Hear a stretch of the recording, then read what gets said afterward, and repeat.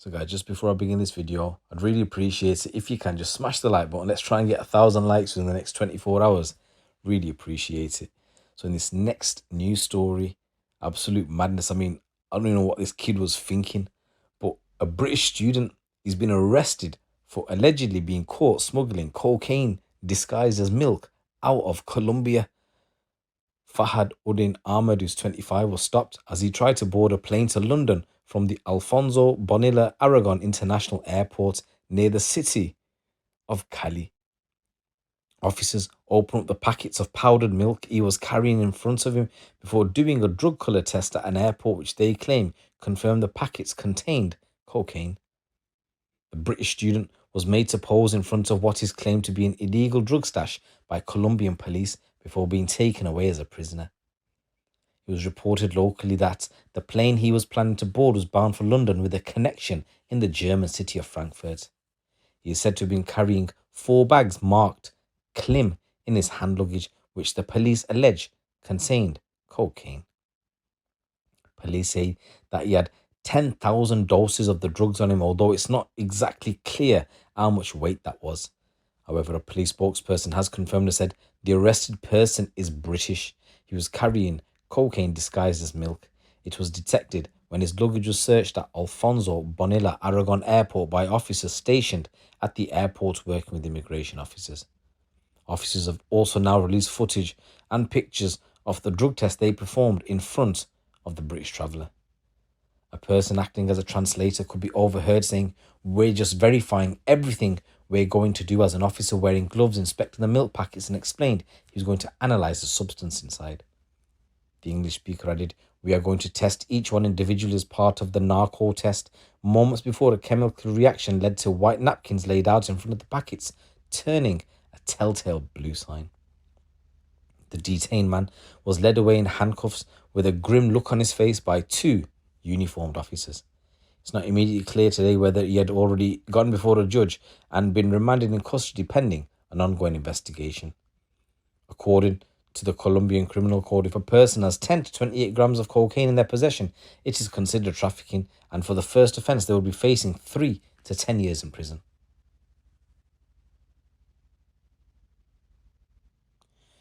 So at this moment in time, it's not known what prison Ahmed has been sent to, but because he was arrested in the Valle del Cauca region of Colombia, it's home to one of the worst prisons in the country. So Villahermosa prison in Cali holds nearly 7,000 inmates, but has only the capacity for just over 1,000 people. And there is 1 shower and 1 toilet for every 200 people, and shortage of medication and medical treatment. And the prison is the home to a lot of Cali cartel members. Absolute madness, guys. Now, what's got me thinking is what possessed this kid to do this? I mean, he's a student. Look, like even to the most novice of security guards, if you think about it, student, loads of baby milk powder coming straight out of Colombia. It's going to set alarm bells ringing, isn't it? Now, at this moment in time, we don't know whether he went on his own accord or he was being used as a drug mule, but even if he was being used as a drug mule, he should have said to the fuckers, like, "Are you guys being serious? Baby milk powder, me coming out of Colombia with it." Absolute madness. And guys, in this next news story, a man who doused elderly worshippers in petrol before setting them alight in 2 separate attacks has been handed an indefinite hospital order. Mohammed Abka of Birmingham attacked 2 worshippers in different parts of the UK as they walked home from worshipping at their local mosques. One incident happened in London and the other happened in Birmingham. Abka, who was suffering mental health illness at the time of the attacks, claimed he believed people possessed by evil spirits were controlling him through magic. When he was found guilty to 2 counts of attempted murder in November last year, Westminster's police revealed how he left his victims with long-lasting physical injuries and significant mental trauma. Terrifying CCTV footage captured him stalking his elderly victims with lighter fluid in his rucksack before approaching them. Abka had come to the UK from Sudan in 2017 seeking asylum before being granted indefinite leave to remain in 2019. So one of the victim's sons previously questioned the UK government, allowing him to say, this says, all of us blame the government and the Home Office. They should have done their checks. The sentence in Abka, Judge Melbourne Inman Casey said the nature of each attack was identical. You threw petrol over your victims and then set them alight. The attacks were horrific. The two victims in this case were on any rational view chosen at random. You, however, genuinely believed each of them was one of those trying to take control of you. I am wholly satisfied that you committed both these offences at a time when you were suffering a severe mental illness. He told the defendant it was clear beyond doubt that you represent a very great danger to members of the public. He added it was also clear that how long you continue to represent such a danger cannot be determined now. The court heard Abka had been on the maximum dosage of one drug, but his symptoms have persisted and he has now been switched to another one.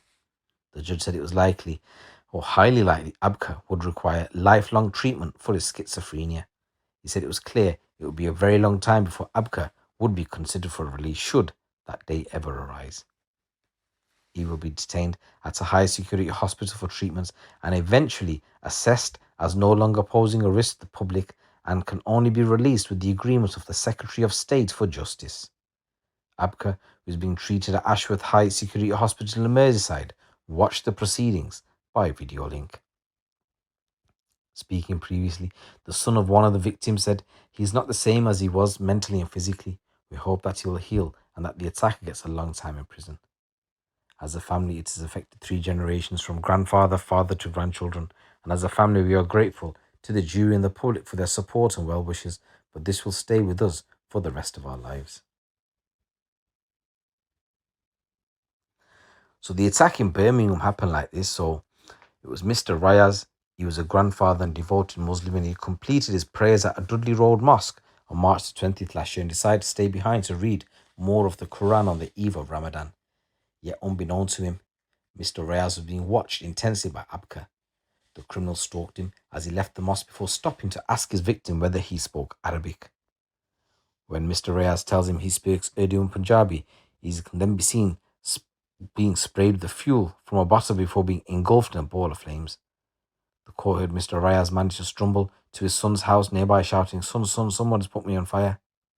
Mr. Rayaz needed skin grafts to his face and hands and may be left with permanent patchings to his face.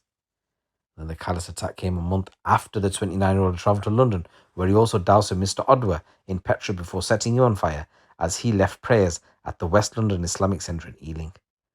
Mr. Odwa had raised his hand when the petrol was thrown on him as he made his way to a neighbour's car, suffering minor burn injuries to his ear and hand. So Abka has been given an indefinite hospital order. Let me know what you think in the comments below. انت مشيت وراه من المسجد مستر عدو ده وبعد ذاك مشيت قربت منه وانت اصريت انك بتعرفه.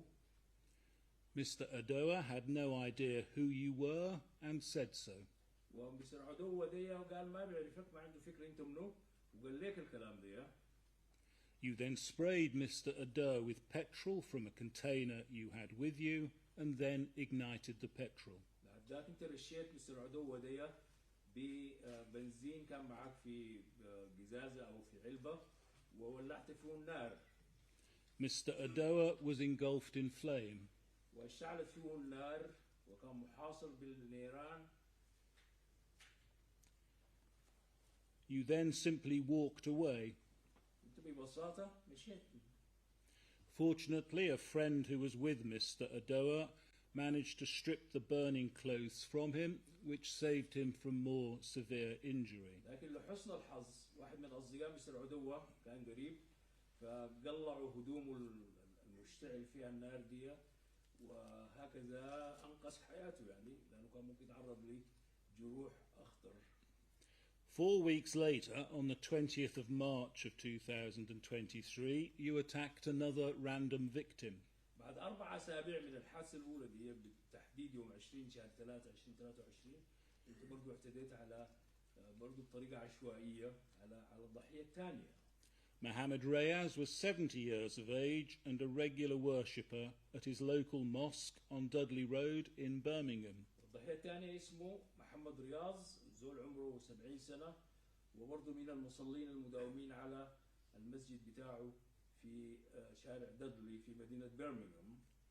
That evening he left the mosque and made his way towards home. في ذلك المساء ومشى من المسجد كان ماشي على بيته. You approached him and asked him if he spoke Arabic, and when he said he did not, you demanded why. بعدك انت قربت منه مشيت عليه وسألته قلت له بتتكلم عربي لغة عربية. لما قال لك ما بتكلم لغة عربية انت قلت له ليه ما بتتكلم لغة عربية. You then sprayed with Mr. Ryers with petrol and ignited it. وبعد ذاك انت رشيت مستر رياض بالبنزين وولعت فيه النار. Mr. Ryers was engulfed in flames. وبنفس الطريقة حاصرته النيران اشتعل. The closed circuit television recording of what happened to Mr. Reyes is horrific. واضح من الفيديو الكاميرا في المراقبة بتاعت الشارع اللي لقطت الحادثة دي حادث بشع جدا.